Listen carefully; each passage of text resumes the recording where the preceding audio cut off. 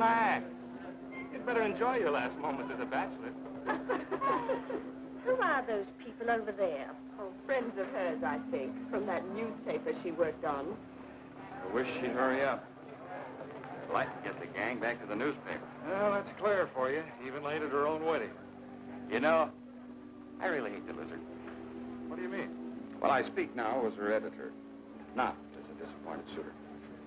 Claire'd never make a newspaper woman, and you know it. Oh, I don't know. She dug up more hot social stuff than anyone the Tribune had had before. That takes talent. Personality, Hack, my boy, not talent. All right, so I appreciated her personality. You appreciated it. I was the one that brought her to your attention when she was only an $18 a week steno from a hick town. Remember? Very touching, Al. You can put that in your memoirs. She's marrying Hanneman now. Listen to the frustrated lovers. You know, if either of you guys had made furnaces instead of small talk, you might be in Hanneman's shoes now. Have one of mine.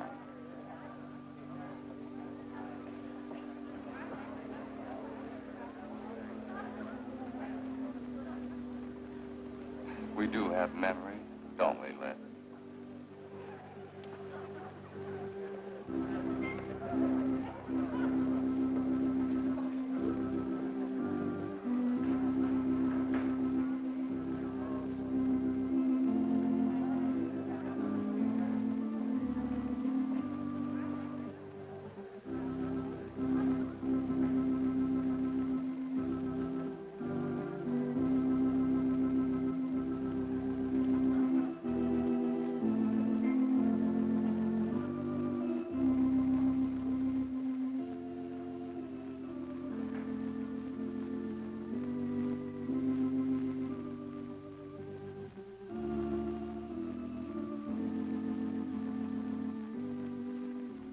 Hanneman, wilt thou have this woman to be thy wedded wife, to live together according to God's ordinance in the holy estate of matrimony? I will. Claire Cummings, wilt thou have this man to be thy wedded husband, to live together according to God's ordinance in the holy estate of matrimony? I will. I now pronounce you man and wife. You may kiss the bride.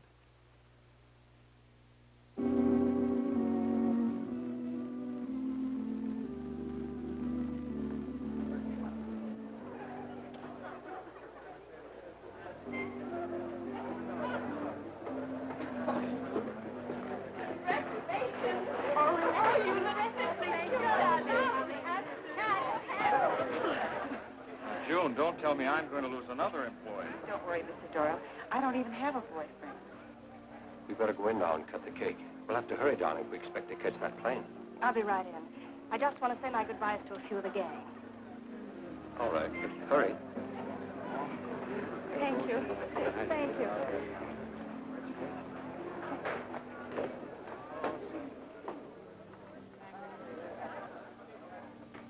Guess who? Why did you come out here? Because I love you. Because you love me. Claire, you're crazy. Don't you know what those words meant in there? Let no man put us asunder. No one can put us asunder less, you and me. Oh, I never could figure you out. Except that, well, you make everything add up to spell Claire, don't you? No, darling. You're even getting a sadistic kick out of having me at your wedding, me and the others. But there are no others. Only you. I'll think about you on my honeymoon. I'll write you. Miss me less.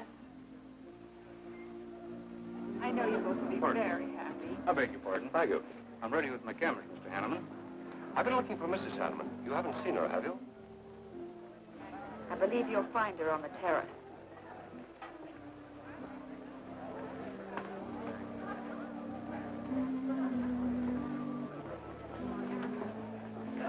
Carl, why aren't you entertaining the guests? I've been waiting for you, my dear. I was detained. On the terrace? Don't you think you were being a little affectionate for a newly married woman? Darling, you're a great big old suspicious bear. That was only Les Burns. And? It was nothing. Just a friendly goodbye kiss. Les did so much to help me with my newspaper career. Why, he's like a brother. You're the only man for me, darling. Ever. They're waiting for us. Shall we cut the cake?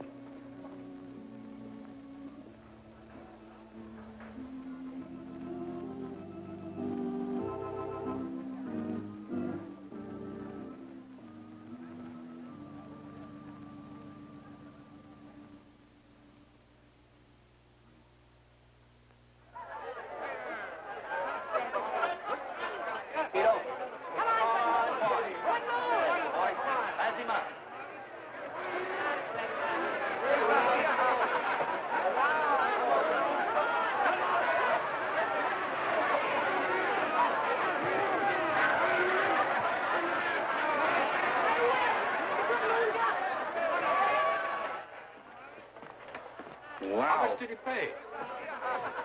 $10.80. $10.80 for two. That's not bad. I win $540. Claire, you mean to say you bet $100 on that horse to win? Of course. In these places, you have to spend money to make money. You see now, I put $500 in the second race, high heels. Come on. Wait. That's being foolish. You're only out $100 if I do lose. It isn't the money. It's the principle of the thing. Principle? Carl, I don't understand you. With all you have. I've worked hard for what I have. Oh, I don't mean to be a tightwad. A little bet for fun is all right. But I have too much respect for money to throw it away on horses. Of course you're right. It was foolish of me to bet so much. Forgive me. Of course. Now, excuse me, I want to go cash these in.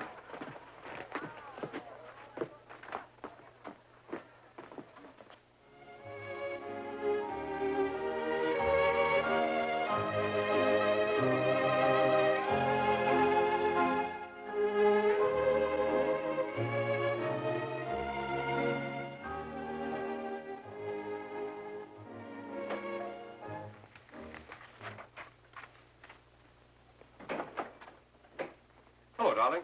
Miss me? Back so soon, Oh, Carl. we went to the barber shop. Who are you writing to? June Taylor, you remember. Les Burns' secretary. She was at our wedding.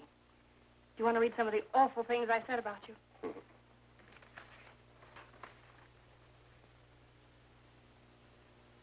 It's hard for me to believe that I'm so lucky as to have a woman like you in love with me. It's true, darling. Every word of it. I'm sorry, Claire.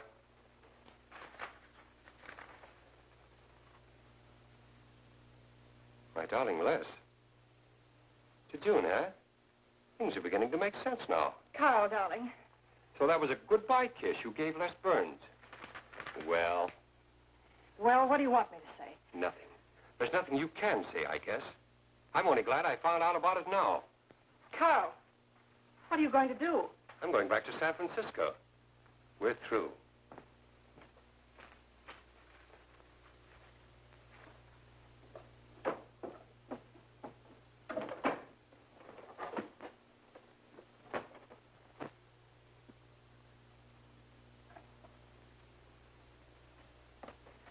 But what am I going to do, Carl? I don't care what you do. Well, I have no money.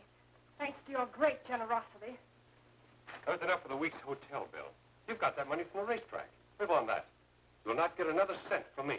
Oh, no. I wouldn't be too sure of that. I'm your wife, Carl. There are community property laws in this state.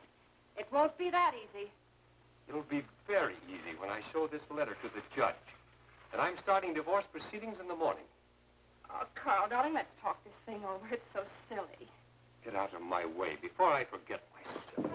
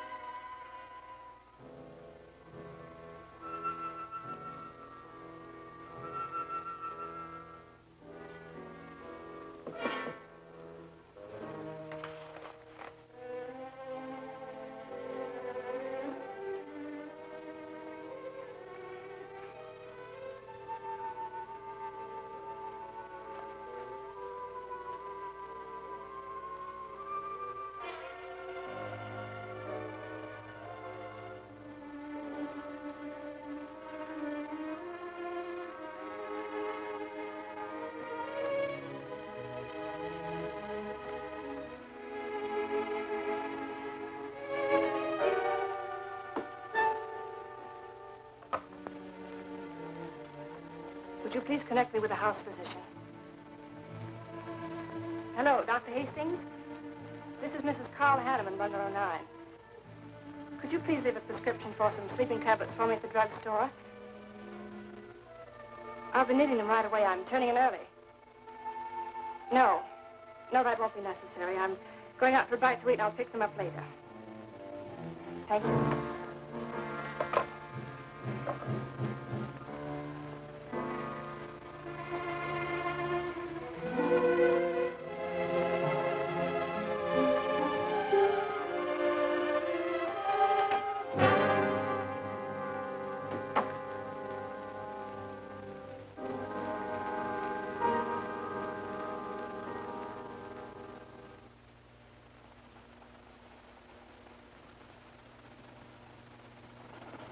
I want a new set of plugs in 42. Okay, Blackie.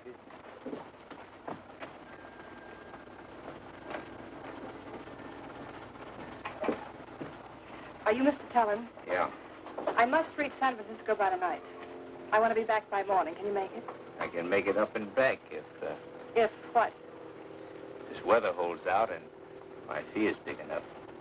How much will it cost? $400.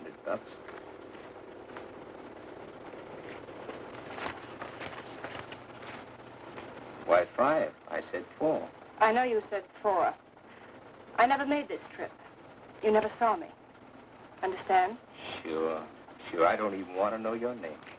I'm glad we understand each other. Perfectly. Now, if you wait over there, we'll be ready to leave in a few minutes. Hey, Jack, roll out 41 and let's warm it up. Right.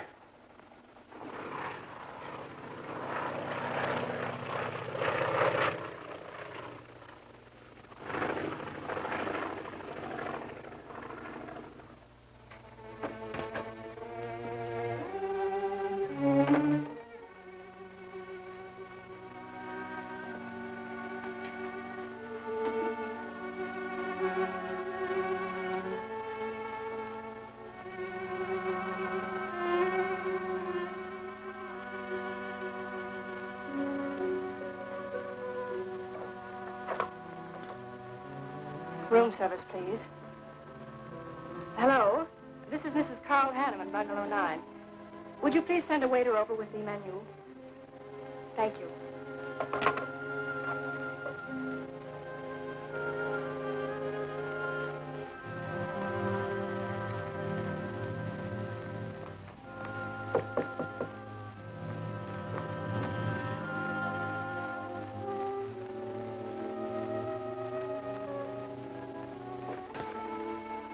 Good morning, Mrs. Hanneman. Good morning, Victor. Let me see. I think I'll take some orange juice and toast, coffee.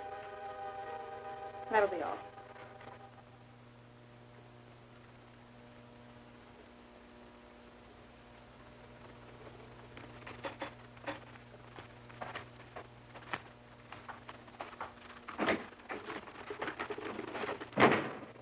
How was the ball game? That was no ball game. It was a track meet. 12-0. This all the mail today? Yes. By the way, I meant to ask you sooner, but I'm going to have a little dinner party tonight for a couple I know. You're invited if you're not doing anything. Well, sure. What's the occasion? They're going to be married soon. They're awfully nice kids. Married. And the trouble will really start.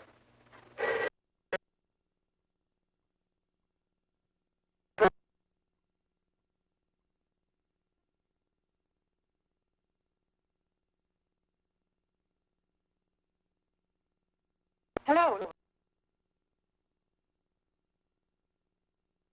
Back to San Francisco tonight. Do you think that's sensible? Of course not. But I'll see you again. Look, I want you to arrange a plane ticket for me. Reservations are so hard to get at this end. It'll be easy for you. All right, Claire. I'll take care of it tomorrow. Tomorrow won't do. I'm coming home tonight. Okay, I'll wire you back on the time. I know you'd help me. Be sure and meet me at the airport. I can hardly wait to see you. Goodbye, Les. Goodbye, Claire. June, get a hold of Hack Doyle. Have him get me a reservation on the 8 o'clock plane out of Los Angeles tonight. It's for Mrs. Hanneman. Are you planning to meet her?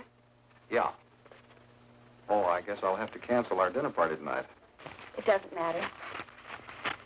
Apparently, Claire can get anything she wants out of anybody at any time. Can't she?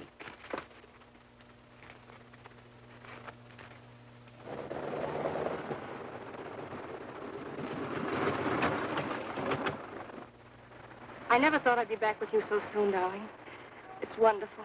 It's crazy. Then why did you meet me? I don't know. I do. Because you still love me, don't you, Les? I'll get over it. I hope Carl stays in New York for a long, long time. That seems a bit odd. He didn't arrange his business affairs, so they wouldn't interfere with his honeymoon. Yes, I thought so, too. You certain you and Hanneman didn't have some trouble? What kind of trouble could we possibly have had? Quarrel of some kind, perhaps over us. Now, wouldn't that be ridiculous? Giving him some reason to doubt me just so soon after we're married? What do you think you're doing now? You don't feel sorry for Carl, do you? No, I don't. But I should. Look, let's forget all about him. For a few days, anyway. Take me home, I'll change, and you can take me out to supper. Claire, I'd rather not go to the house. But I must freshen up, darling. I really must. You want me to be beautiful, don't you? Just for you? You are beautiful. See? There's nobody home.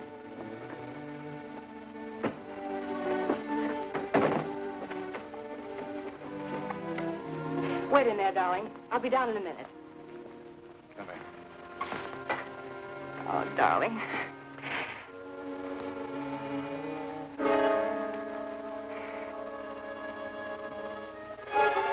Les, what is it? Stay here.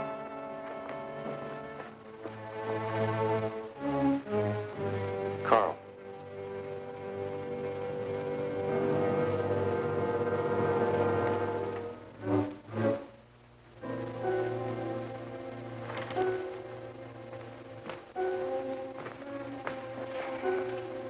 Suicide. But why? Oh, poor Carl. Claire, I thought you said he'd gone to New York. That's what he told me. I don't understand it. Why should he do such a terrible thing? You probably know as much about that as anyone. It's going to be one of the first things the police ask you. You can't stay here, darling. I'll take you over to Hack Doyle's. Where's your telephone?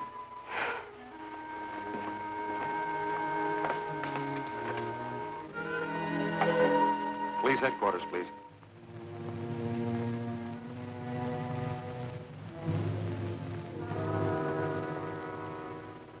I thought of you and Hack right away, Mamie, and brought her over here. Hope you can put her up for tonight. Oh, of course. You can stay as long as you like, Claire. Thank you, Mimi. You're very kind. It's just too incredible. If he'd had any earthly reason. We were so happy. So very happy. And now there's... Hack, Claire's going to stay with us for a few days. Good. Plenty of room. Police are over there now. Murdoch said he'd stop by here later. Sure it was suicide? Fairly sure. The man in Hanneman's position, a beautiful wife and all that money? I don't get it. I don't either.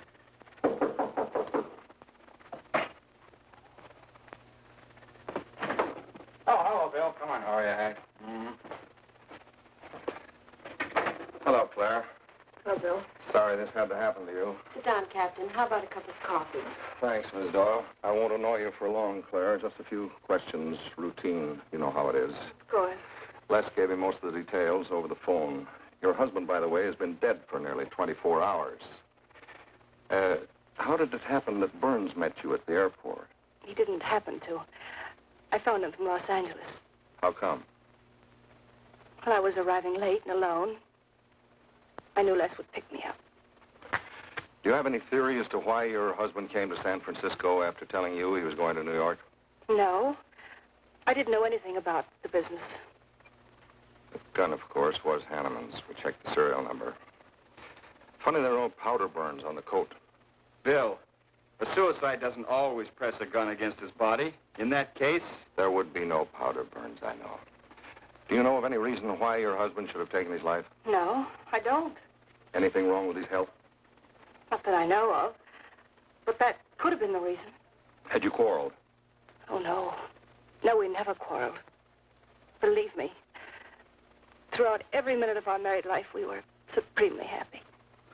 The entire week, huh? Well, that's all for now. I may want to talk with you again later. Where will you be? Right here with us. Thanks. Bill. Yeah? You, found fingerprints on the gun, of course. I mean, Hanneman's prints. Uh-huh. Clean as a whistle.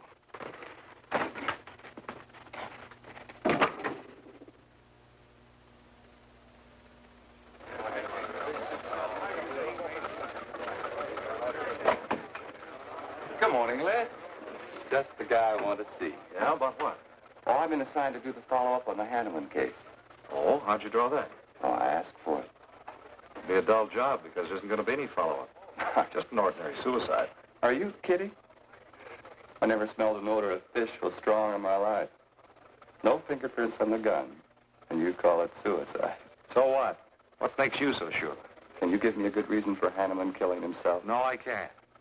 Perhaps he thought he had a good reason. And perhaps he didn't. So meanwhile, if I can dig up a plausible motive... Who asked you to dig up a motive, plausible or otherwise? I said, if I can dig up a motive, I'm willing to accept suicide. But if I can't, then it'll have to be murder. Still carrying the torch for Claire, huh, Al? Not anymore. But somebody sure fixed it in a hurry for you to get Claire again. That's a nasty crack. So meanwhile, chum, walk a straight line. Or you'll have people thinking you took a shot at Hanneman. You've got a lot of work to do, Al. You're so right, boss.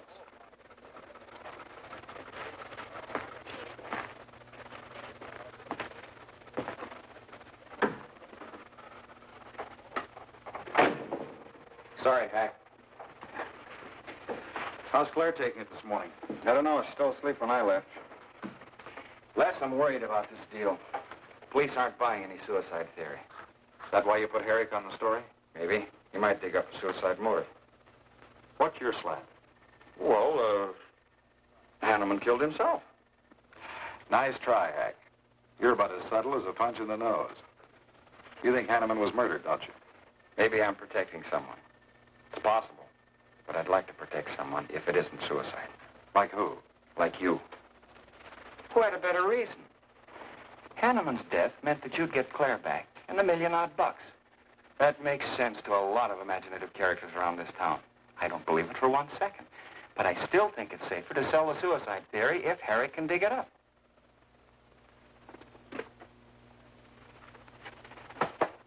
Thanks, Hack.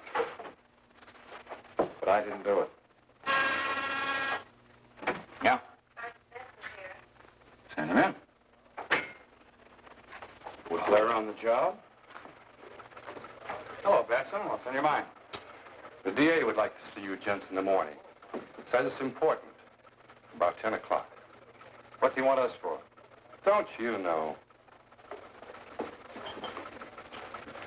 Mrs. Hanneman's already got her invitation. See you tomorrow.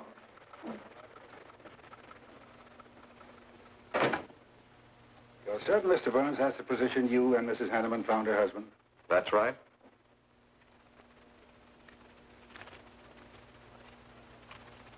One more question, Mr. Burns. Your testimony at the coroner's inquest said you touched nothing. That's true. Then how did you know the man was dead without feeling his pulse or heart? Mr. Chalmers, I've been around enough to know a dead man when I see one, especially after 20-some-odd hours. You assumed that Mr. Hanneman committed suicide. Why? Well, everything points to suicide. Not my assumption, Mr. Burns. Mrs. Hanneman, you say you saw your husband alive on Monday afternoon, and then the following night, which was Tuesday, you saw him again. Yes, but he was dead. I've told you everything. You don't need a weather vane to see which way this wind is blowing. Was it customary for the servants to take a vacation whenever Mr. Hanneman left on a trip and leave the house empty? Well, I don't really know. I didn't give orders to the servants. Carl, Mr. Hanneman ran the house. I haven't moved in yet.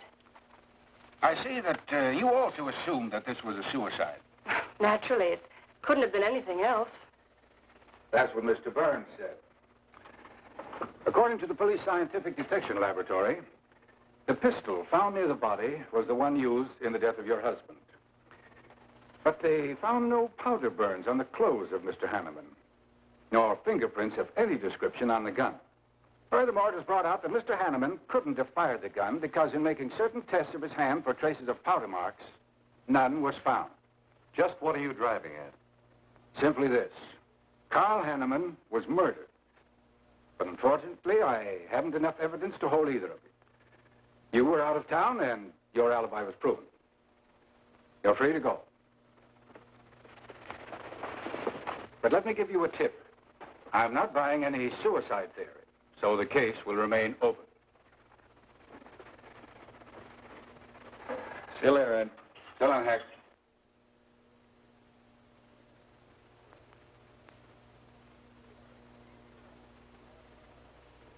Drake really revels in pouring it on. Well, it's news. Nobody's been hurt. Yet. By person or persons unknown. Could have been worse. The DA certainly tried hard to tag it on somebody. Tell me, Hack, do you think that, well, that Claire could have shot her husband in some way? No. She was in Los Angeles the night he was killed. DA couldn't shake that, and... Good morning, everybody. I hope I'm interrupting something important. Hello, darling. You look tired. Hello, Hack, dear. Good morning, Claire. It's a pleasant surprise. What can I do for you? I came to get my job back. Starting when? No. Well, after all that's happened, don't you think you should have a little rest? Rest. Why, working will be the best thing in the world for me. It'll keep me from thinking too much about poor Carl. After all, I must carry on. My life is still ahead of me.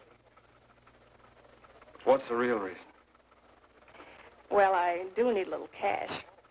I have the house and my clothes, but I just won't be able to live on the widow's compensation the court will allow me. You wouldn't want me to have to sell my clothes in order to eat, would you? Oh, no. After all, I've made other arrangements about your column. Beth Warnock's taking it over. You are still the boss, Hack. Les, darling, wait outside for me. I'll be out as soon as I've had a heart-to-heart talk with Hack. I know. You might as well say yes, Hack. I've had these heart-to-heart talks.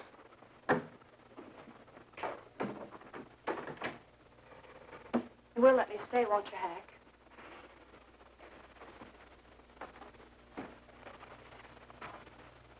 Yes, but I was hoping you wouldn't ask it. You are a darling. Listen, Claire, you stick to the job and no playing around. There's enough trouble here now without you adding to it. I don't know why you talk like that. I'm serious about it, Hack. I'll work hard. For your sake, I hope you do. You are a dear. See you later.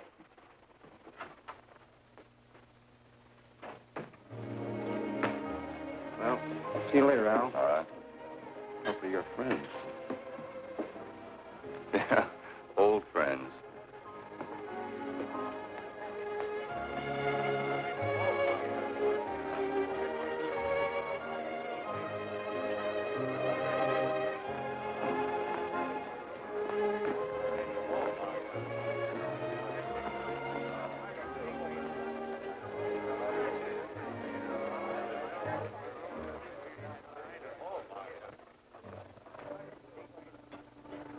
Two martinis, please.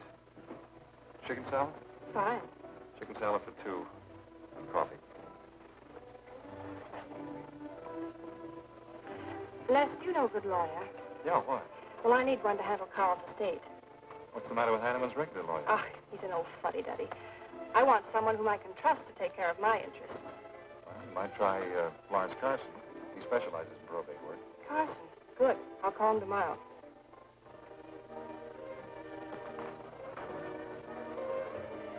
Do I know that man over there? You should. It's Stanley Mason. Our paper's backing him for Congress. Of course. Why, the pictures on his campaign posters don't do him justice. You know, I never could figure that guy. Every time I see him, he's with a different girl. So? Oh, we'll have 4 Manhattans. Make them half French and half Italian vermouth. We'll order later. I'll look after him personally, Mr. Mason. Thank you. Stanley, isn't that Hanneman woman over there? Yes, she's very attractive, isn't she? Well, she likes the type. Why wouldn't he be a good man to handle the estate? No. He's too tied up with his election campaign. What are his chances, Les? I'm going to Washington. Pretty good. Why? That makes him important. I've got to have someone with influence. He looks like the kind of a man who could get things done quickly. Capable enough, I suppose. Probably make a good representative. Personally, I just don't go for him. I want you to introduce me to him. You can do better. Oh, darling, don't be stubborn. I want to meet him. When you want something, you want it right now, don't you? You know what I really want, Les. I know. A fine old name like Hanneman, carload of dollars, social position, the tops. You're forgetting the most important thing. You see, that's just the frame. You're the picture in that frame. What's that about a frame? Sergeant Benson, won't you join us? No, but Burns here can join me. Been looking all over for you. The captain wants to have a little chat. Now. What is this, a pinch? No, just an interview. It won't take long. It's too bad you couldn't have found me at 10 o'clock this morning. I was in a dentist's chair. I'm sorry, Claire. It's all right, darling. I'll wait for you here.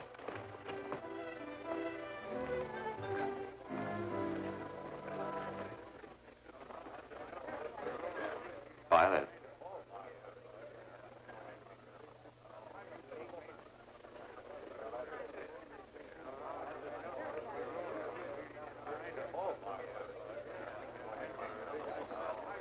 Hello, Al. Don't tell me they finally grabbed Les for murder. Wouldn't you like to hear me say yes? Yes. Well, don't stop the presses. Yet. You're the most composed dame I ever saw. I don't believe you give a hoot whether this case ever gets solved. Oh, but of course I do. Really? Say, Al, how well do you know Stanley Mason? Quite well. I've planted some of his propaganda. You can do me a favor. A big favor. I want to meet him. Might be a good idea. I remember I once introduced you to a fellow by the name of Les Burns. Promptly lost you. Excuse me.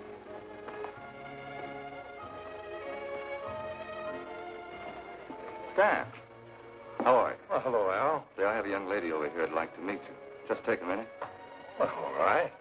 Excuse me? Excuse me. Claire, this is Stanley Mason. Mrs. Hanneman. I'm so glad to meet you, Mr. Mason. How do you do, Mrs. Hanneman? Won't you sit down? Sorry, I can stay but a minute. I know you think me rather forward, but being an attorney, you can understand my predicament. I'm desperately in need of someone to administer my late husband's affairs. I thought perhaps you could help me. Well, I hadn't intended on taking on any more work this summer. My campaign requires so much attention. However, supposing you come to my office at, say, 4 o'clock, we can at least talk it over. Oh, thank you. I would appreciate it. Here's the address. So, until then... Oh, excuse me. Sorry. Thank you, Al. Don't mention it.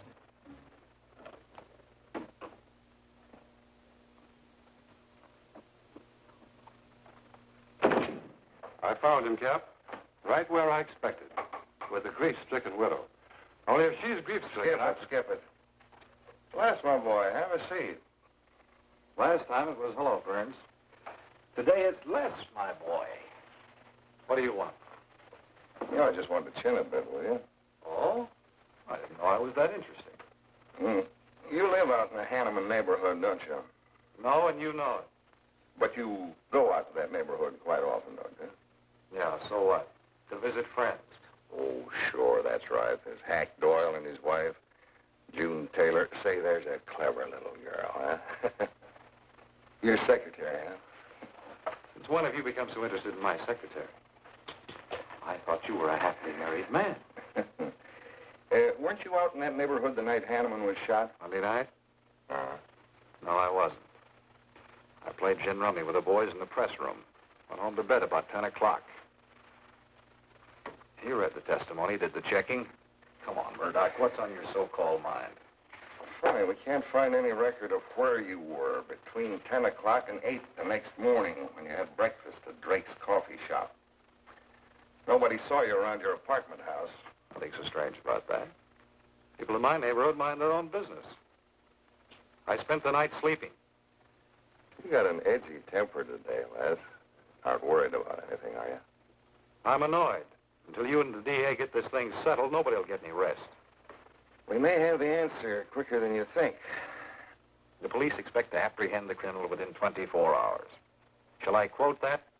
You can write out the gags, Burns. You've been crazy about Claire for a long time, haven't you? That's right. You thought she was going to marry you. Then she married Hanneman. That must have been quite a jolt. I won't deny that either. So you must have been pretty sore at Hanneman for beating your time. All right, I suppose I was. You know, Burns, you've given out with all the motives a man needs for killing another. You don't need motives, Murdoch. You need evidence. Evidence? You just told me that you weren't near the Hanneman home last Monday night. I wasn't. And how do you account for your cigarette case being found on the Hanneman garden, still wet from Monday night's rain? I don't have to account for anything. To throw cold water on your mastermind, I tossed that away right after the wedding. Anything else you want to know? No, that's enough. Next time, be more careful when you talk to the captain. Listen, Mr. Benson, if I've hurt the captain's feelings or yours, arrest me. And I can sue and you'll be back writing tickets for jaywalkers.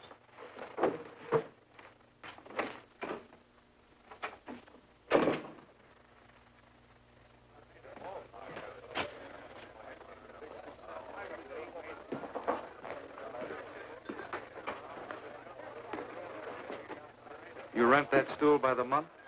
Well, Lefty. Where's Claire? Oh, Claire isn't here. She had an appointment. Did she go back to the paper? Uh-uh. No, about this time, she should be walking into the inner sanctum of that courageous and fearless champion of the people's rights. That distinguished candidate for the Congress of these United States. Mr. Stanley Mason. You sound like you're on Stanley's payroll. Mm-hmm.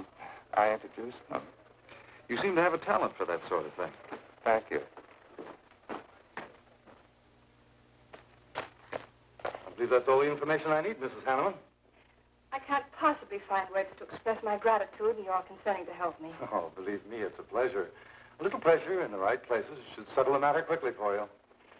Thank you again, and good luck in the election. Oh, thank you. I suppose you'll be leaving for Washington immediately if you do win. Yes, if I win. You will. I know you will. Well, I really must be going. Oh, can't I drop you off somewhere? I'm sorry. Not this evening. Mr. Burns is taking me home. He's the gentleman you saw me with today. I'll call you tomorrow. Perhaps we can have dinner and talk some more about your problems. Splendid. Goodbye.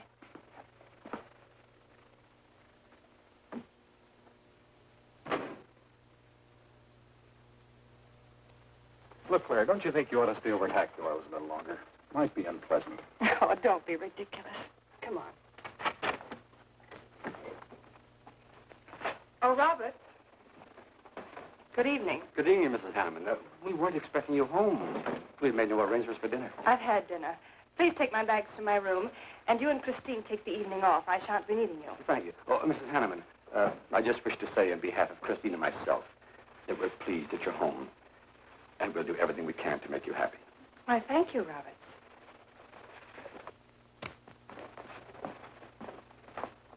Well, come in, darling. You want a bit of Carl's ghost, are you?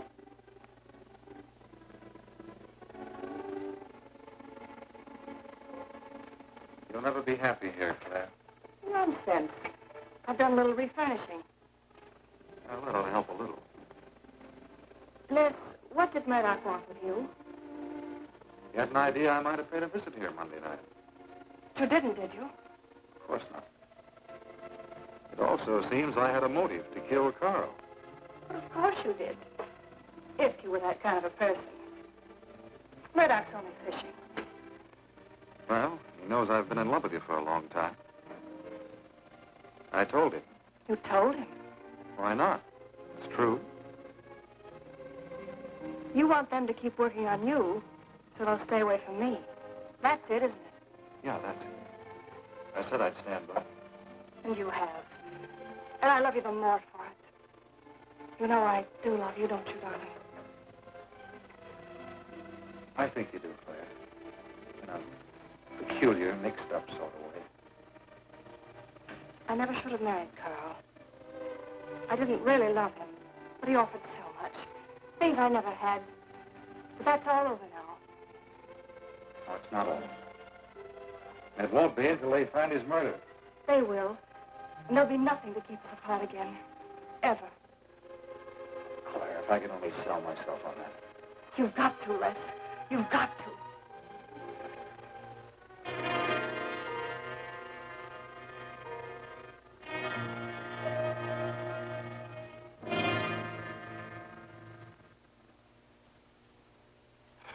So that little tidbit straight from the horse's mouth brings us to the 3:00 mark for today. See you around about this time tomorrow, Les Burns. You're pretty sharp today. That's the best call you've done in 2 weeks. Thanks. You say so, it must be all right. Hi, pal. Hello, Harry. Hear about your girlfriend? They dragged her in this day. Murdoch and the DA gave her quite a going over. Lawyers charged him to the rescue, Les. Stanley Mason already beats it to it. What do they want with her, Al? Well, it seems they had a hunch Claire made a fast round trip into town the night her hubby joined his ancestors. Seems they thought her alibi about being in L.A. the whole time was the bunk.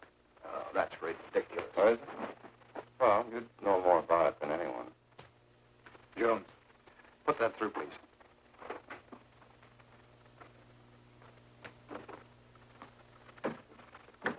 Okay, Al. You're so much smarter than Murdoch. Spill it. Well, I'm not saying I'm smarter, but I do know Claire better than he does. And I know you. Meaning what? Claire never lost any interest in you before, during, or after her marriage. Well, that doesn't prove it happened. With all that warmth in its face, this whole thing could have been planned weeks ago by both of you. I'm fed up with your dirty cracks. Now get out! Wait a minute. Look, Junior, one of these days I'm going to be too late and you're not going to have any teeth. Mm-hmm. You're so right, boss.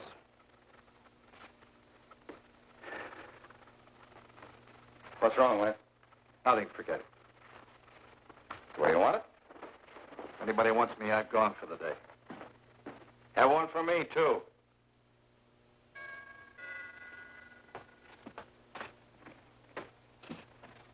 Where's Miss Hanneman? I got to see her. Is she in? Why, yes, but she's going out. This is important. What's the trouble, Les? Oh, I've been trying to find you all afternoon. You didn't get back to the paper. Where were you? I was with Mr. Mason. We were talking over the estate. Oh. Looks like you got some more talking to do. It's really only business, Les. Come in, but I can only see you for a moment.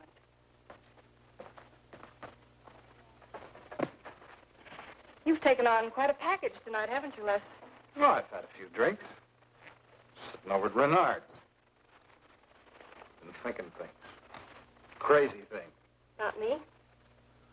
Yes, you. Murdoch and the DA asking you all those questions.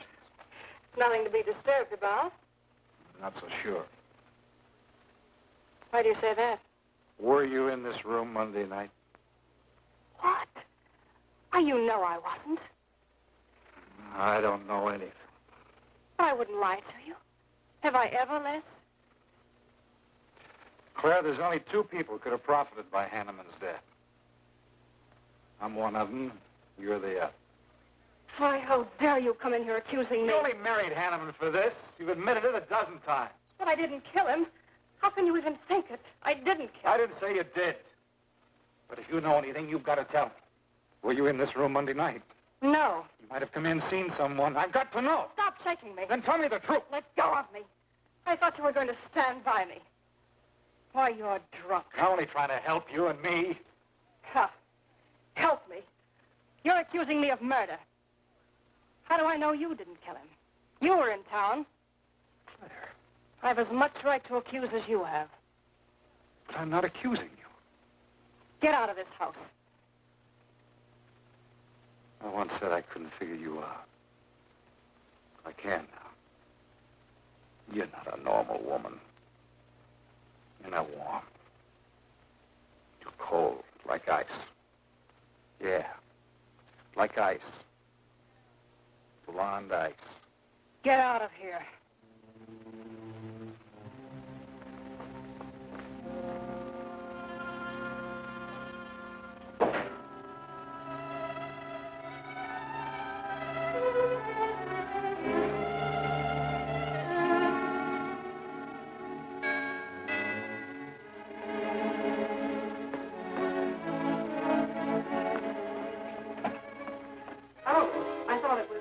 Hello, Mrs. Hanneman.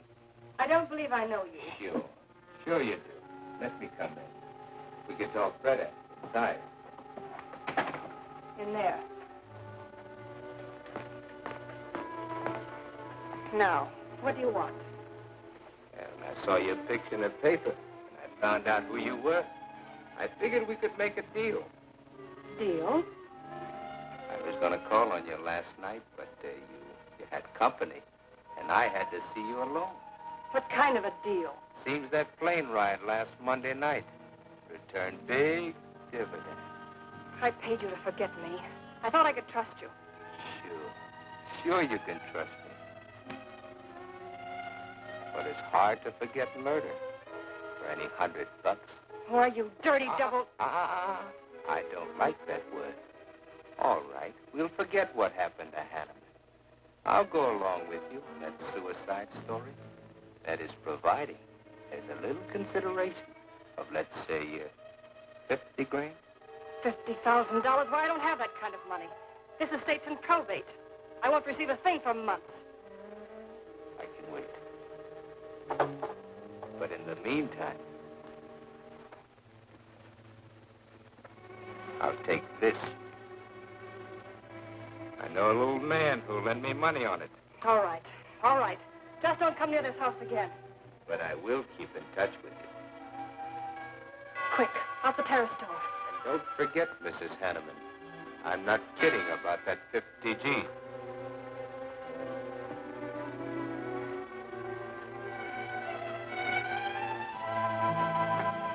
I'll get it, Roberts. Yes, ma'am. Stanley, darling. Thank you. Well, he isn't at Bernhard's either. Oh, I hope nothing's happened to him. He'll turn up when he runs down or runs out to go for drinks. Say, you write his column all by yourself? Somebody had to do it. I hope it's fit to press. It's good. Nice of you to cover for him, too. Do you really think he's all right? Sure. I'll find him later. Don't worry about Les. He's probably getting more poison out of his system than he is into it. I hope.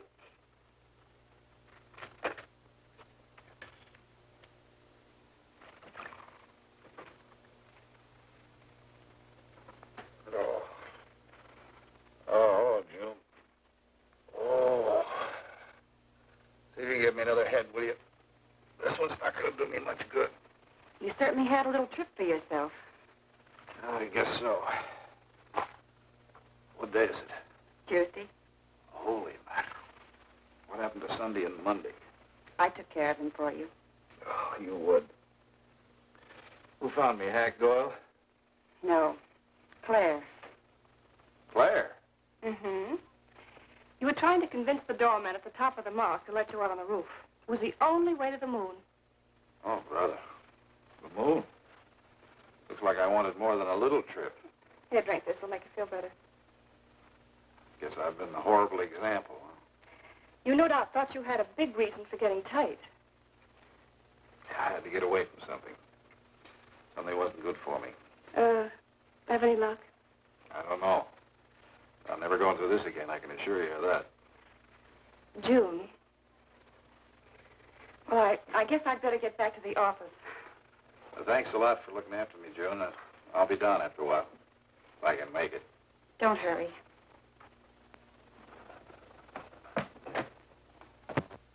Les, I wonder which hangover you'll recover from first.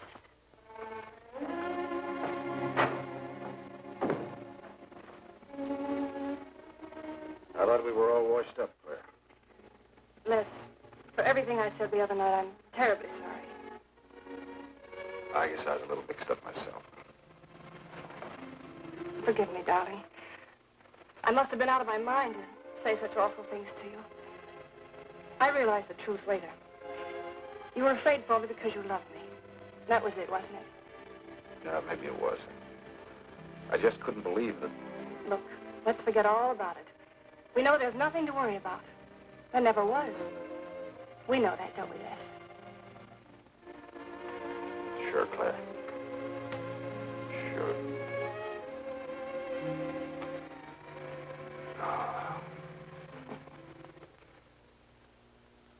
Here's to our new congressman. May your career be long and successful. Thank you, darling. Jeff, but aren't you both a bit early? I only wish I could be as sure of my future in psychiatry as you can be of your future in Washington. Doctor, you were analyzing me at dinner, the workings of my mind. Do go on. It's very interesting. I've never been psychoanalyzed before, and your deductions amaze me. Claire, I warn you, if Jeff continues, he'll have you convinced you're batty. Simply because your father ran away with another woman and your mother was relegated to hard work. Stanley doesn't quite believe in the powers of psychoanalysis, Mrs. Hanneman. But if either of you could spend a day in my office listening to some of my patients, you'd see the logic of my deductions. Or any psychiatrist's, for that matter. Oh, don't mind Stanley's cynicisms, Doctor. Yes, Robert? Telephone for Mr. Mason. Excuse me. Certainly. I was telling you at dinner that I believed that money, clothes, adulation, etc. was a necessity with you. That some people are impelled towards an objective without even consciously knowing why. Is there something criminal in my being ambitious? Why, no. Criminal? Of course not. Unless your ambitions take a perverse form. And you'll stop at nothing, right or wrong, to get what you want. They say the female of the species is deadlier than the male. Go on, Doctor. Sorry to interrupt, darling. This is my campaign manager. He arranged the last-minute radio interview for tonight. I'll have to leave. You can drop me off downtown, Stanley. I'll get my coat. All right. Will you forgive me, darling? Of course, honey. I'm so proud of you. Well, I almost forgot the good news. I had lunch with the DA this noon. It looks like Hanneman's murder is going to be filed away under crimes unsolved. It's their opinion that it must have been done by a burglar. Oh, I'm so glad, really. Now I'll be able to go with you to Washington with a clear conscience. Say, you haven't told any of your friends about our plans, have you? Oh, no, of course not. Good. We'll surprise them tomorrow night. Yes, we certainly will. Ready? Yes, thank you.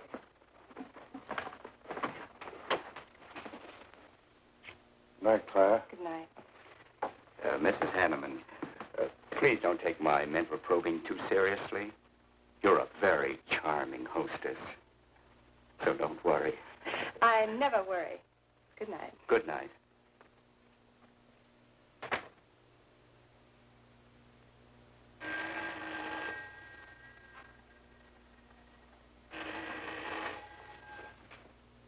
Hello? Yes, this is Mrs. Hanneman. That's all right, Roberts. I'll take it. Hello? Who?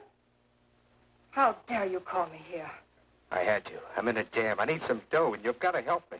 The estate isn't settled yet. I told you I don't have any money. Don't give me that. You're a smart girl. If you haven't got it, you know where you can find it. I need at least a couple of grand now and tonight, or else I go to the cops. I got nothing to lose. I have about $700 cash in my jewelry. All right, bring it along. Meet at the end of the Old Valley Road. Be there in 20 minutes.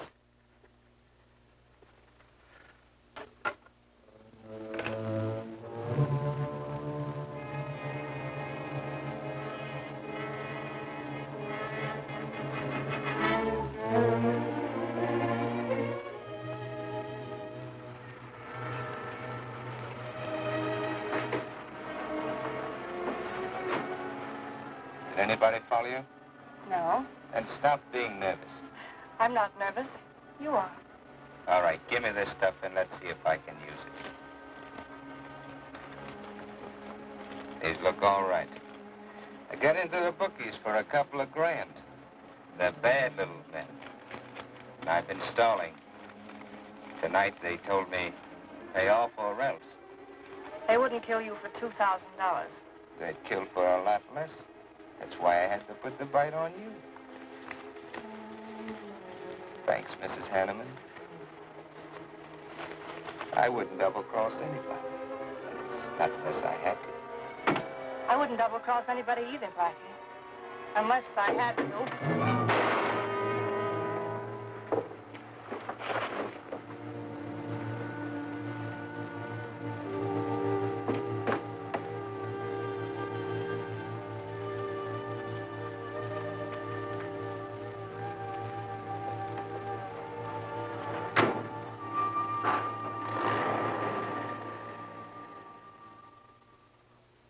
First returns have been received from the 12th precinct.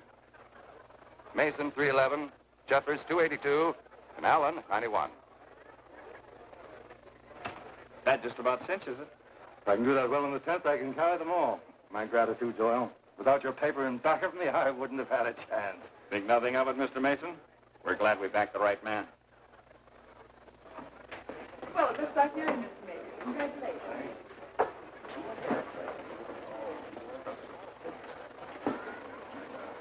Seen Les and Claire yet tonight? No, I guess she's waiting to make her grand entrance. It's about 100 times you've asked for them, Hack. What gives? Nothing?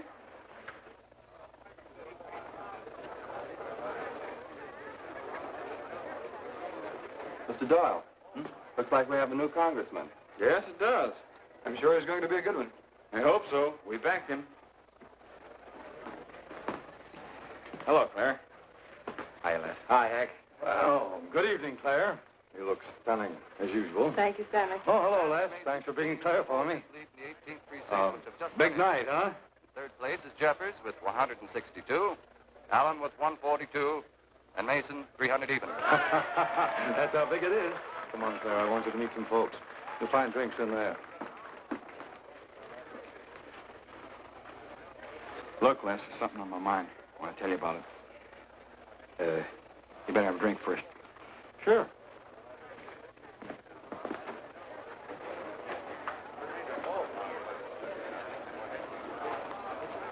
Hi, folks. How's the brawl?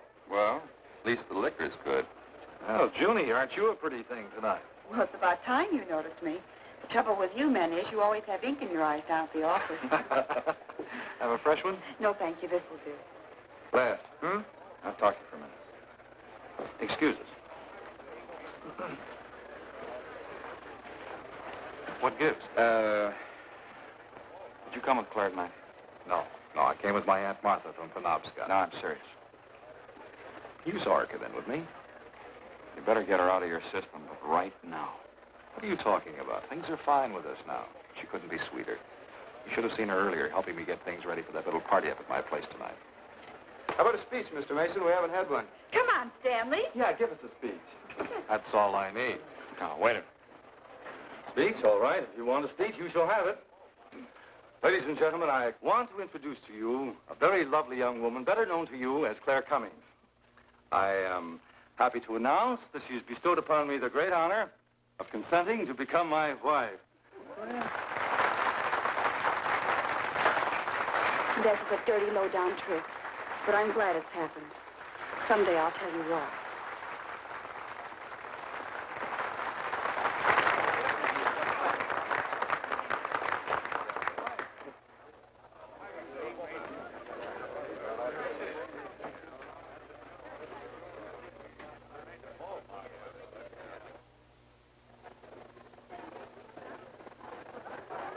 All the best of the world, my dear. That was quite a speech you made, Stanley. Surprised, Jeffrey?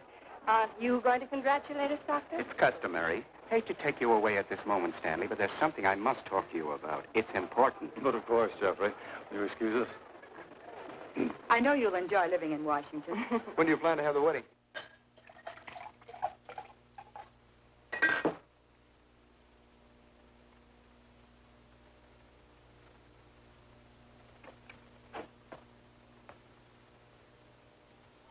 Don't look at me like that, darling.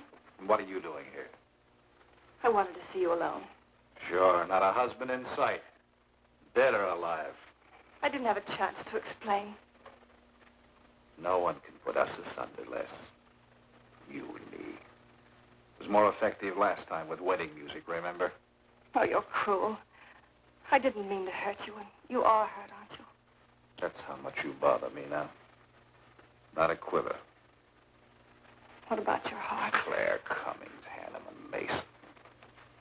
If this keeps up, you won't be able to get your initials on your silverware. I can't help it, Les.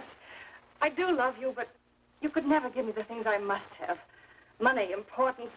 With me, they're a necessity. Oh, stop it, Claire. You're like a poison. Take a little bit and you're finished. But too much becomes an antidote. All right, darling. But if we've really come to the end...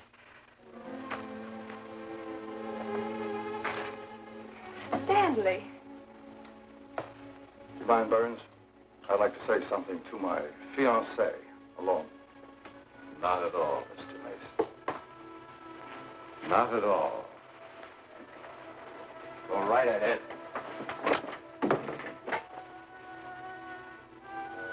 The congratulations are hardly over before I find you in the arms of your old sweetheart. That was a stupid remark. I had to say something to him, didn't I? So you didn't tell him earlier. You said you were going to? Well, I couldn't find the words. Is that why you're angry? Oh, darling, let's not quarrel. We can do that after we're married. There isn't going to be any marriage. What are you saying? I'm afraid we've made a mistake.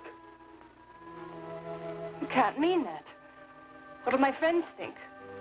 I couldn't stand the humiliation. Oh, you'll get over it. Quickly enough, as quickly as you did your other marriage. Why are you talking this way? What did that phony doctor tell you? That's not important. We've made a mistake. Now, let's forget it, shall we? But you can't throw me over. I've looked forward. I've planned. You're taking me to Washington with you. Away from these people, these memories. I've got to go with you, Stanley. No, I'm sorry. It's final. You ought to see a doctor, Claire. A doctor like Jeff. I looked for you at the party after he talked to me. I merely wanted to ask you something. Doyle told me where I'd find you, but I didn't believe him either.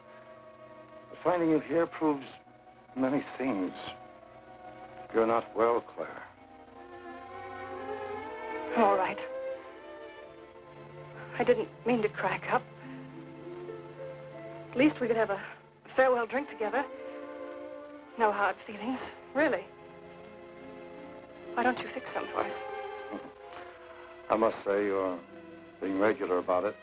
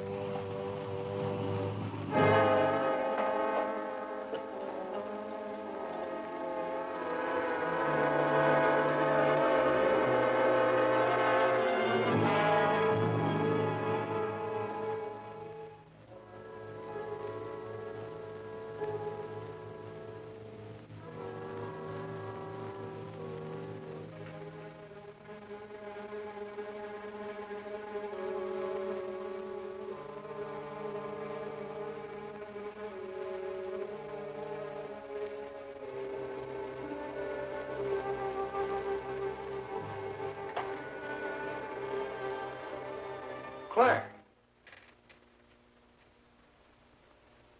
What have you done? I did nothing. You killed him, Les. I killed him? Don't you remember? You came in just a few minutes ago. You saw us talking. You looked funny. Crazy. You said you were going to kill Stanley because he stole me from you. So you picked up the knife and you stabbed him. You're out of your mind. No, I'm not. Insane. No. No, I saw you do it. You dropped the knife and you ran out the door. I tried to stop you. Came in just a few minutes later. Right now. You murdering little idiot. Let's go. You won. Alan just conceded the election. You're going to... You're going to go. We made it on a minute right there.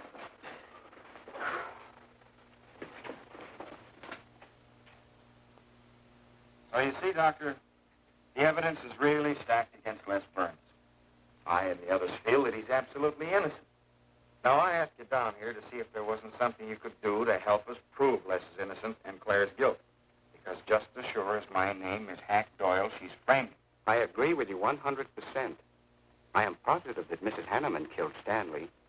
But because of her testimony and finding the knife in Les's hand when you arrived at the scene, the police could come to only one conclusion. Surely there's something you can do to help him. He's innocent. I know he is. Look, you were once connected with a big city police department. Then you must have run across cases of this sort. I know now that Claire Cummings is a nut if I ever saw one. Yes, you're right, Mr. Herrick. I'll at least have a try at it. I'm just as interested in finding Stanley's murderer as you are in proving Mr. Burns' innocence. Now, I have a plan that might break her down.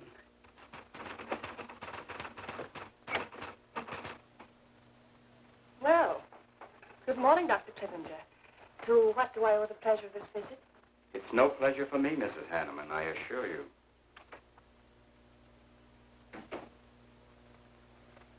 I just came to ask one question. Why did you kill Stanley Mason? What? How ridiculous you are, Doctor. Am I? You see, I had a talk with Stanley last night concerning your betrothal and advised him against it.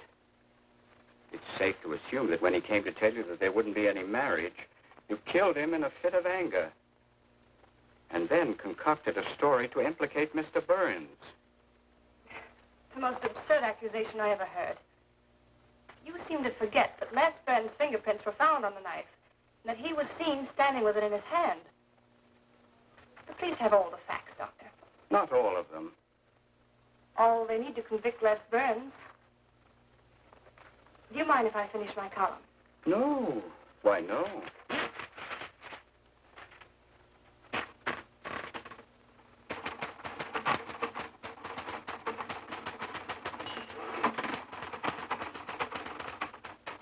I suppose you'll tell the police I killed Stanley and give them that fantastic story to back up your accusations. It won't sound so fantastic to them, Mrs. Hanneman. I discovered one or two other flaws in your story. They'll laugh at you. It's insane. Absurd. Oh, you're wrong. You see, I've spent my life delving into distorted minds like yours. I worked for the police for many years as a consulting psychiatrist. You sound more like a hypnotist. And I'm quite fed up with your insane theories. Now, Doctor. Looking for something, huh? Police are on their way. Police? What for?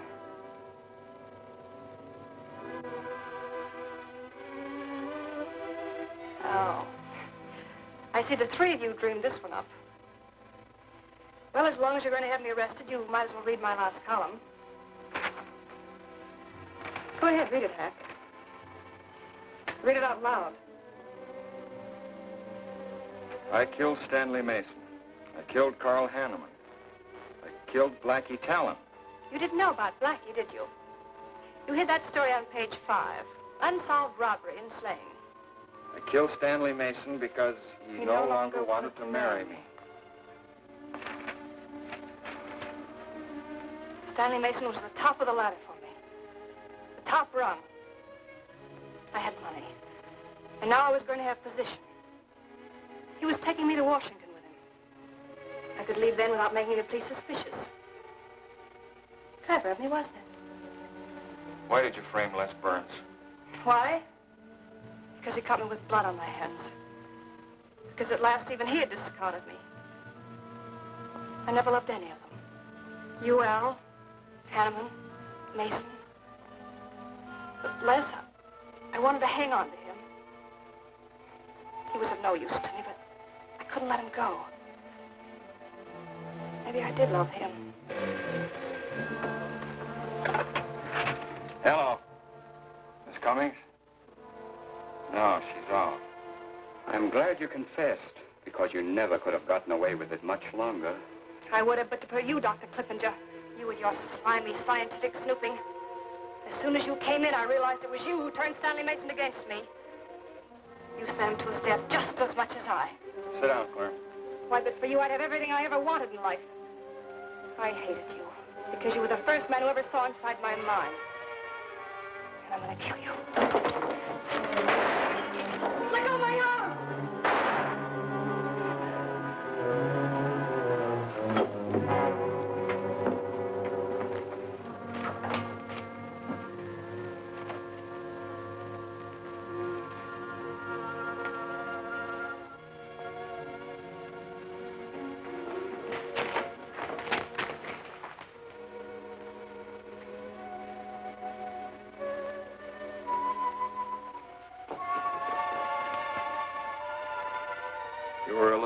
Bernhard. Well, it was probably better this way. I can scarcely believe it. A woman as beautiful as that. You didn't know her very well. None of us really know her very well.